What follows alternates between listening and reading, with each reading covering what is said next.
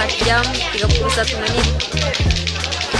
Beredar video viral di Instagram menunjukkan dua bocah bertanding main lato-lato untuk memecahkan rekor pemain terlama. Tak disangka, dua bocah yang bertahan terus bermain lato-lato sampai lebih dari 4 jam. Bahkan perlombaan tersebut sampai larut malam. Ada pula penonton yang ketiduran di kursi saking ngantuknya menyaksikan pertandingan lato-lato hingga selesai. Momen tersebut terekam kamera dan viral di media sosial.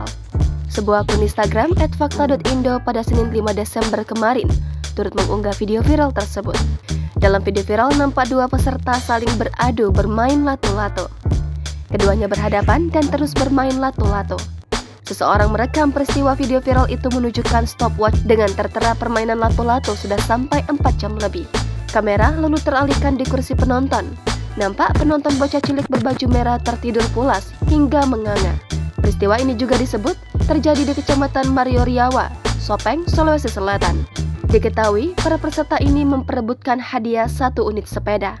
Peristiwa ini pun viral di media sosial, dikomentari netizen dengan berbagai tanggapan. 4 jam 31 menit. Penonton sudah tertidur.